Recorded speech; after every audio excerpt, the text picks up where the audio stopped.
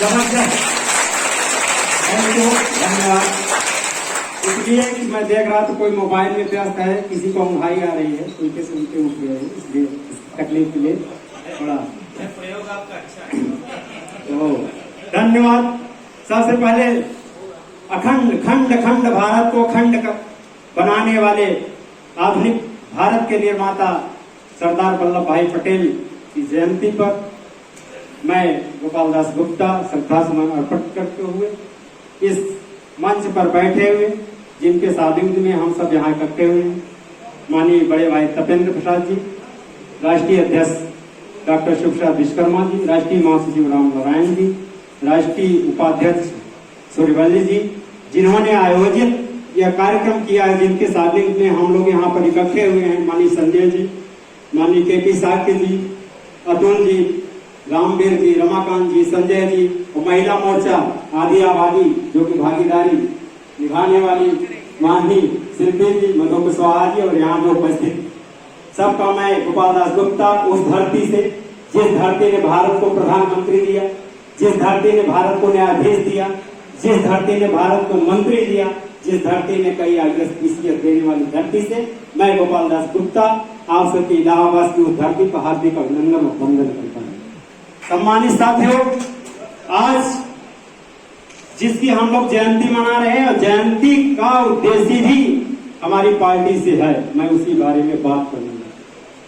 मुश्किलों से भाग जाना आसान होता है, हर पल जिंदगी का इम्तिहान होता है और डरने वालों को कुछ मिलता नहीं, यहाँ लड़ने वालों के कदमों में जहान होता है, जहान होता है।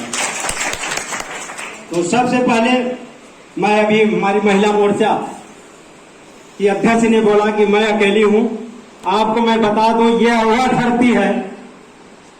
धरती है जिसकी आज पुण्यतिथि है माननीय श्रीमती इंदिरा गांधी जी की, उनके लिए भी हम लोग श्रद्धा सुमन अर्पित करते हैं।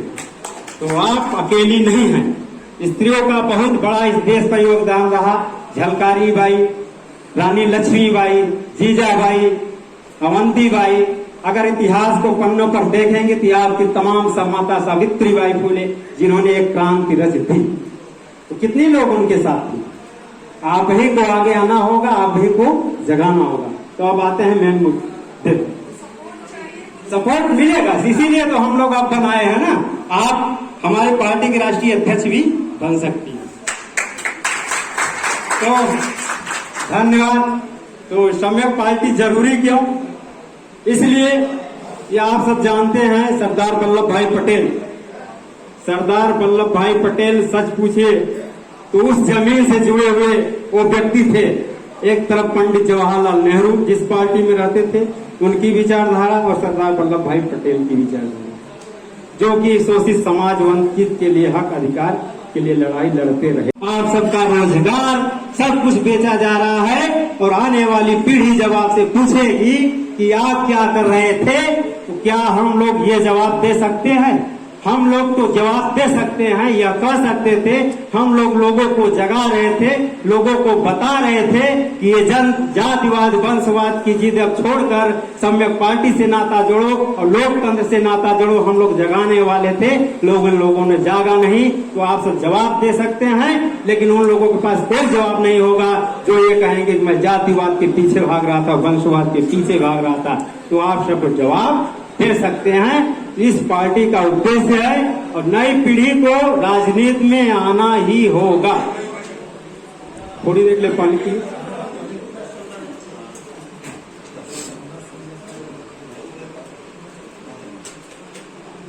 अपने दिल से नकारात्मक सोच निकाल दीजिए कि हम क्या कर सकते हैं। आप सब उस धरती पर हैं, उस उत्तर प्रदेश में निवास करते हैं जिस धरती पर आपने सुना होगा बीके बंसल का नाम। बीके बंसल का नाम आप लोग कितने जानते हैं? नहीं जानते? तो ये तो जानते होंगे राजस्थान में कोटा में जो कोचिंग सेंटर चल रहा है, BK Bansal coaching centre institute, ये उत्तर प्रदेश के झांसी में जन्मे बीके बंसल सन 1949 में, जिन्हें ये लखनऊ में पढ़े लिखे गरीबी को मैं संक्षेप में बताऊंगा।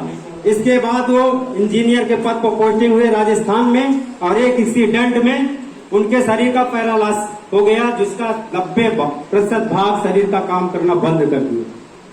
तो उन्होंने ये सोचा, पढ़े लिखे थे, कि मैं डॉक्टरों ने इतनी कोशिश करने के बाद मेरे पास दो ही ऑप्शन है, या तो मैं आत्महत्या कर लूं या तो कुछ करूं। लेकिन उनके दिमाग में ये आया कि डॉक्टरों ने इतनी कोशिश करके हमको बचाया है, तो जो बचाया है तो कुछ न कुछ करना चाहिए। तो उन्होंने, डॉक्टर ने कहा कि आप ऐसा करिए, पढ़ाई, इतना दिमाग उनका काम कर रहा था ये ऊपर वाला।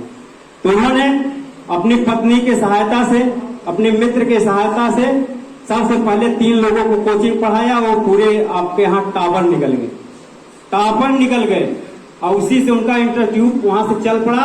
आज कोटा में उनकी नाम की चर्चा होती है। आज उनके इंटरट्यूब में 70,000 विद्यार्थी शिक्षा ग्रहण करते हैं और कोटा में पूरे 2 लाख उनकी मिसाल देते हैं। जब एक अपंग व्यक्ति हार नहीं मान सकता है, ऐसा इंस्टीट्यूट खड़ा कर सकता है। साल भर में 40 करोड़ रुपया उन्होंने इनकम टैक्स दिया था। कितना? 40 करोड़। तो आप सब तो जीते जागते मनुष्य, क्या नहीं कर सकते? सब कुछ कर सकते हैं। तो आज की राजनीति के परिवेश में मैं तो यही कहूंगा, डुबा दे दरिया में जहाजों को, उसे तूफान कहते हैं, और जो तूफानों से टकरा जाए उसे इंसान कहते हैं। तो आने वाले दिन में आप कमजोर नहीं हैं। सब धीरे धीरे, आज बीजेपी 100 साल में हावी हुई है लगभग। तो आप भी आज नहीं कल, आपके पास विचारधारा है, आपके पास लोगों को समझाने का तरीका है, बताने की जरूरत है कि हमारा किसी धर्म, जाति से, मजहब से हमारा विकास नहीं होगा। मेन चीज शिक्षा, स्वास्थ्य और रोजगार। अगर शिक्षा बढ़िया मिल जाए, शिक्षा के बल के बदौलत, टीके का मैंने अभी बंसव का उदाहरण दिया, जिन्होंने वहां इंटरट्यूब खड़ा कर दिया और कितने लोगों को वो किया। तो ये शिक्षा जरूरी है। हमें 5 किलो चावल की जरूरत नहीं है, स्वास्थ्य की जरूरत है। आपको फ्री में अगर मिल जाए, आप स्वस्थ रहें, मस्त रहें। आपको रोजगार की जरूरत है।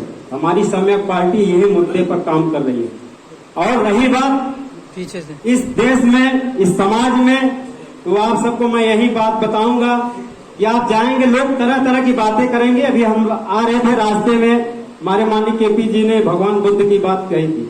भगवान बुद्ध आज पूरे विश्व में डंका बज रहा है, भले भारत में बजता हो चाहे न बजता हो। एक बार आनंद जी ने कहा भगवान बुद्ध से कि भगवान, मैं भी आपके धर्म का प्रचार प्रसार करना चाहता हूं। जैसे कि आप सम्यक सेवा संघ के जितने लोग हैं प्रचार प्रसार करने जाएंगे तो आपके ऊपर ताना बाना जरूर होगा। तो उन्होंने कहा कि आप किस क्षेत्र को चुना है? आनंद ने कहा, भगवान, मैं अंग भंग कलंग गांव में जाना चाहता हूं। उन्होंने कहा, ऐसा कौन सा गांव जानते हैं? उस गांव के लोग कितने हैं? दुष्ट हैं। कहें क्या है भगवान? कहें वहां के लोग जाओगे तो पहले सीधे गाली से बात करेंगे। इस प्रकार आप सब भी जिसे कहोगे सम्यक पार्टी, हो सकता है आप सबको गाली मिले। तो उन्होंने कहा, आनंद ने जवाब दिया कि भगवान, फिर भी मैं अपने को भाग्यशाली समझूंगा कि मुझे लोग सिर्फ गाली दे रहे हैं। यहाँ के लोग कितने दयालु हैं, मुझे लठ तो नहीं मार रहे हैं, मेरा हाथ पैर तो नहीं तोड़ रहे हैं, कम से कम विचार सुने, गाली तो नहीं। कहा, अरे हो सकता है तुम्हारे हाथ गोड़ भी तोड़ दे, तो आप भी जाएं तो कहीं हो सकता है कोई आपका कॉलर भी पकड़ ले, तो आनंद की तरह आपको भी बनना पड़ेगा। तो उन्होंने कहा कि फिर भी भगवान, मैं अपने को भाग्यशाली समझूंगा कि कम से कम उन लोगों ने मेरा जीवन तो नहीं लिया, मेरा जीवन तो नहीं लिया। तो हो सकता है आपकी जान की खतरे भी, इसलिए कि राजनीति ये जो दौर चल रहा है हल्का फुल्का मत समझिए। इसीलिए कहा ना, जो तूफानों से टकरा जाए उसे इंसान कहते हैं। उन्होंने कहा कि भगवान, फिर भी मैं मानूंगा, इतने लोग यहाँ के दयालु हैं कि सिर्फ मेरे हाथ गोड़ तोड़े, मेरे जान तो नहीं लिए। इतने दयालु, इतने बड़े अच्छे हैं। कहा, हो सकता है आनंद तुम्हारी जान भी ले ले। तो कहा, भगवान, फिर भी मैं अपने को कृतार्थ समझूंगा, अपने को भाग्यशाली समझूंगा कि आपके धम्म प्रचार में मेरी जान गई। तो आप सब जान की बाजी लगा दीजिए और आने वाले दिन में आप दिल्ली के सिंहासन पर बैठेंगे। ये सवाल है, सरदार वल्लभ भाई पटेल सबसे बड़ी गुरुदक्षिणा दिए थे, एकलव्य से भी बड़ी। आज उनकी जयंती है। सन 1937 में कांग्रेस का अध्यक्ष के लिए पूरा पार्टी ने सपोर्ट किया, महात्मा गांधी का कहने पर उन्होंने छोड़ दी। फिर 1942 में फिर उन्हें राष्ट्रीय अध्यक्ष का पद दिया जा रहा था, फिर महात्मा गांधी के कहने पर छोड़ दिया। फिर जब देश आजाद हुआ तो प्रधानमंत्री के दौर में सबसे पहले सरदार वल्लभ भाई पटेल का नाम था, जिन्हें की 12 वोट मिली थी और पंडित जवाहरलाल नेहरू के पक्ष में कोई वोट नहीं देने वाला था। लेकिन उन्होंने त्याग का अपने बलिदान देते हुए महात्मा गांधी ने पूछा, क्यों पंडित जवाहरलाल नेहरू आपके पक्ष में तो कोई वोट ही नहीं दे रहा, उस सन में हमारे चुप थे। लेकिन यह भी कहा जा सकता है सबसे बड़ा द्रोणाचार्य महात्मा गांधी थे, जिन्होंने सरदार वल्लभ भाई पटेल से कहा कि आप कुर्सी छोड़ दीजिए। उन्होंने कुर्सी छोड़ दी। सन 15 दिसंबर 1950 को सरदार वल्लभ भाई पटेल को तब ये हार्ट अटैक लगा, तब ये उनकी मृत्यु हुई, जब इन्होंने भारत और चीन के तिब्बत के मसले पर पंडित जवाहरलाल नेहरू से रोका कि आप इस पे साइन मत करिए, इसका मामला हल करेंगे। तब उन्हें इस बात को आभास हुआ कि ताकत प्रधानमंत्री की कुर्सी पर होती है। सबसे बड़ी गलती हमारी ये थी कि जो मैं बार बार अपना अंगूठा कटाया, तो आप सब सचेत रहिए, बार बार अपना अंगूठा नहीं कटाएंगे। सरदार वल्लभ भाई पटेल की जीवनी पर ये सब आप सब संकल्प लेंगे। हमारे बहुत से वक्ता हैं, मैं सिर्फ एक कहानी के माध्यम से आप सबको बताऊंगा, इसके बाद फिर समाप्त करूंगा। एक बार एक जंगल में आग लगी थी। जैसे आज के राजनीतिक दौर में सब जातिवाद, वंशवाद, परिवारवाद धारे में सभी बह रहे थे, उसी आधार पर बता रहा हूं। जंगल में आग लगी हुई थे और सभी जानवर भागे जा रहे थे।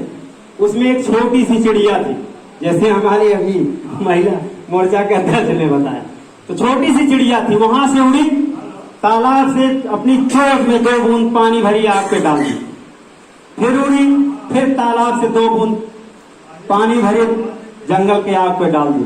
सारे पक्षियों ने कहा, सारे जानवरों ने कहा कि चिड़िया तू पागल हो गई क्या? तेरे इस अकेले प्रयास से 2 बूंद के पानी से लिखा जाएगा, सुन लो, तो तुम लोगों को भागने वाले कायरों में नाम होगा और मेरा आग बुझाने वालों में नाम होगा। तो इस प्रकार आज सबका जब ये चर्चा चलेगी, चाहे हम सत्ता में आए न आए, जब चर्चा चलेगी इस देश में कि जब जातिवाद, वंशवाद, परिवारवाद की राजनीति हो रही तो आप क्या करेंगे? तो आप क्या कह सकते हैं, आपका नाम लिखा जाएगा कि मैं जातिवाद, वंशवाद, परिवारवाद का नाता तोड़ने वाली बात कर रहा था, ये सब जोड़ने वाली बात करते। आप सबका इतिहास सुनारे अवसर पर लिखा जाएगा, सुने पर। अंत में यही कहना चाहूंगा कि काम ऐसा करो कि मिसाल बन जाए, काम ऐसा करो कि मिसाल बन जाए, और कदम जहां पे रखो निशान बन जाए, और जियो ऐसे कि आपकी पहचान बन जाए, आपकी पहचान बन जाए। इसी बात के साथ मैं गोपाल दास गुप्ता अपनी बात को समाप्त करता हूं। जय भारत, जय वतन।